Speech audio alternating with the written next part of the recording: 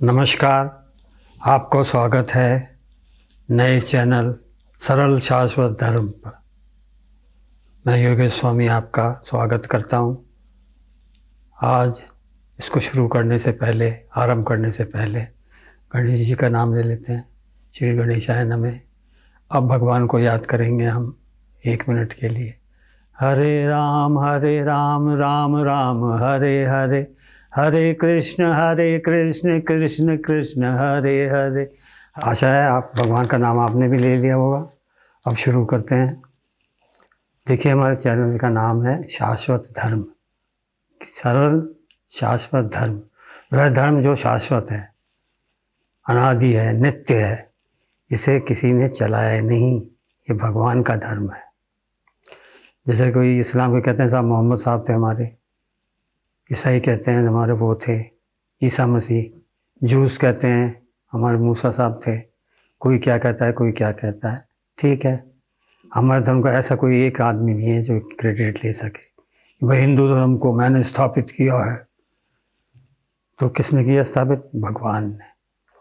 भगवान ने स्थापित किया तो इसकी क्या विशेषता हुई? इसकी विशेषता हुई अनादि है और इसका कभी अंत नहीं हो सकता, इटर्नल जिसको बोलते हैं। और क्योंकि ये भगवान ने शुरू किया है इसलिए ये भगवान की प्राप्ति कराता है। तो अपने धर्म में क्या सरलता है सबसे शुरू में वही बताएंगे आपको। सरल धर्म ये सहज भी है, ये सुलभ भी है और शाश्वत तो है ही। तो सबसे पहले क्या मूल है धर्म का? सारे धर्मों को छोड़कर, जी हाँ, सारे धर्मों को त्याग कर शरण ग्रहण करनी है भगवान की। ये मेरे जैसा कोई आदमी नहीं कह रहा है, ये गीता में श्री कृष्ण ने कहा है और ये गीता का चरम श्लोक माना गया है।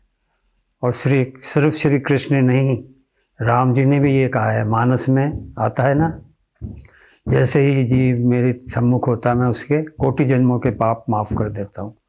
तो ये हुआ भगवान की शरण ग्रहण करना। शरण ग्रहण करना तो ठीक है, आप कहोगे कि हम तो भगवान की शरण में आ गए, धर्म को क्यों त्यागें? जी, धर्म को त्यागना है। धर्म पे जो आप आश्रित लगे हो वो त्यागना है। कैसे? धर्म क्या है ये समझ लीजिए। सबसे पहले तो जानिए, आपके वेद जो बताता है वही धर्म है। मानते हैं ना, ये सनातन धर्मी वेदों को मूल मानते हैं। तो जो वेद कहे करो और ना करो वही धर्म हो गया। तो आधी बातें जो ना करो वो तो वेद ही खुद कह रहा है त्याग दो। तो पहले ही त्यागी है आपने। कभी आप ना करने वाली बात करते हो क्या? हत्या करी किसी की? नहीं। चोरी की? नहीं। और किसी को धोखा किया? नहीं। बस ये छोड़ना है, छोड़े हुए हैं ही, कुछ नहीं करना, छोड़ दो। फिर क्या बचे? करने वाले।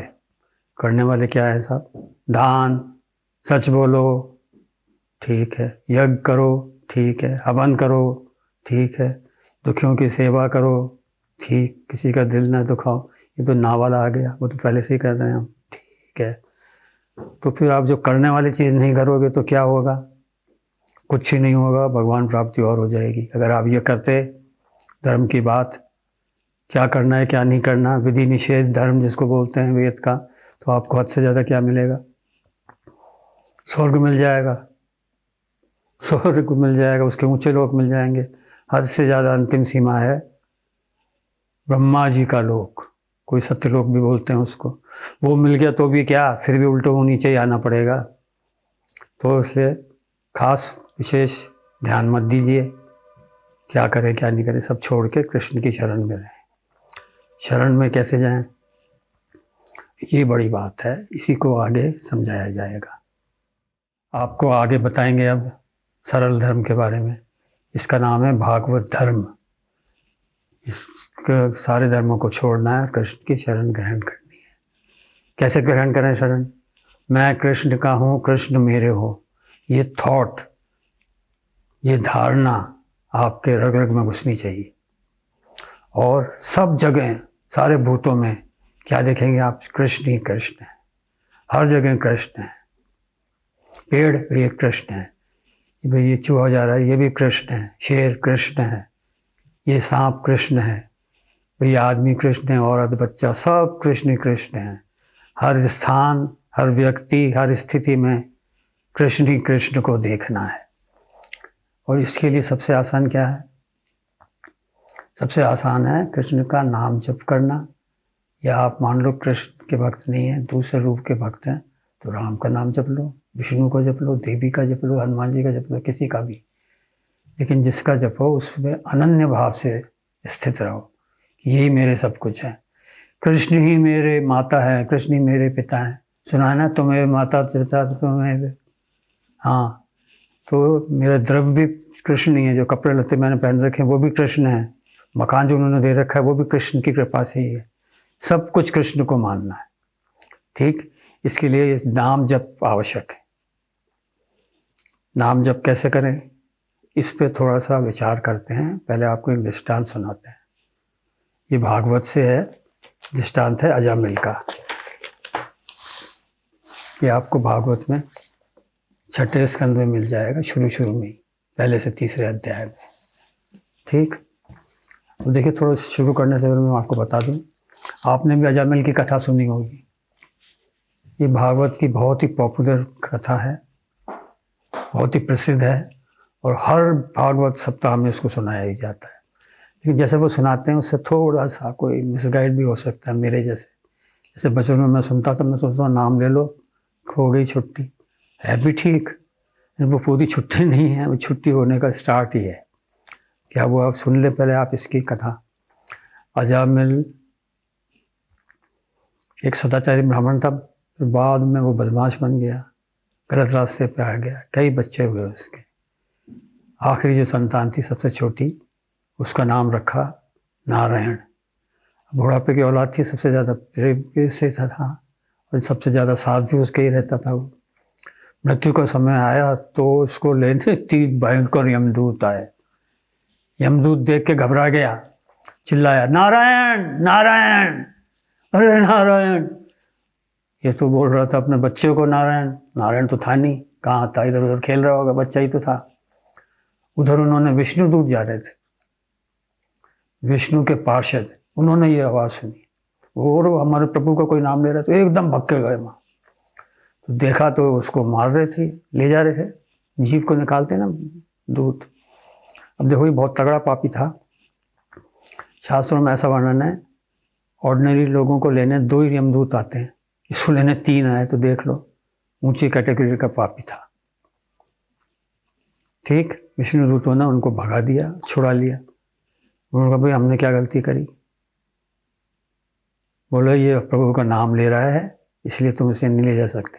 बोले, धर्म तो वेदों में है, वो वेदों को इसने बिल्कुल ही एकदम फॉलो ही नहीं किया, कुछ माना ही नहीं, व्यभिचारी बन गया, ये है वो है, चोर बन गया, डकैत बन गया, माँ को बाहर निकाल दिया, बीवी को छोड़ दिया, वैश्या को घर में रखा। कुछ भी हो, इसने हमारे प्रभु का नाम लिया है, तुम इसको नहीं ले जा सकते।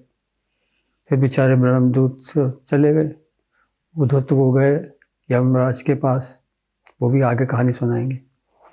और इधर अजामिल ने देखा, ये क्या हुआ तेरे साथ, हाँ, तू ये सपना देख रहा है, ये सचमुच में है? वो सोच ही रहा था, फिर कहो यार, ये तो मेरे को बचाने वालों को थैंक यू तो कर दूं, मैं धन्यवाद दे दूं। वो ऐसे उनके पास हाथ जोड़ के गया ही होगा, जानने के सोच ही रहा था, इतने वो गायब हो गए। ओहो, अब वो सोचने लगा, विचार करने लगा अजामिल। देखो, शुरू में तो अच्छा था, ब्राह्मण था, वो भी आगे की कहानी सुनाएंगे। उसने कहा, ये क्या हुआ, मैं तो बहुत पापी हूँ, मेरा प्रभु का पाप, जैसे पापी ने भी प्रभु का भी नाम लिया, और उस नाम के प्रभाव से ही मेरे को मृत्यु के पास से बचा लिया गया, यमदूत भग गए। तो भाई प्रभु के नाम में तो बड़ी शक्ति है। उसके पुराने संस्कार जाग गए, कुसंग से जब बिगड़ा था, वो बताएंगे क्या कुसंग थी, और वो फिर वहाँ चला गया हरिद्वार।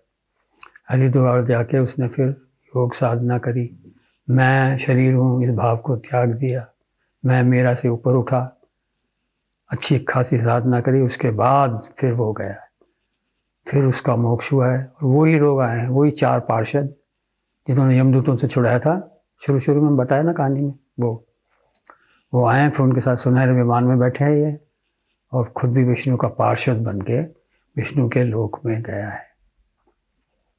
अब उसमें क्या विशेषता है कहानी में, वो फिर आपको बताएंगे।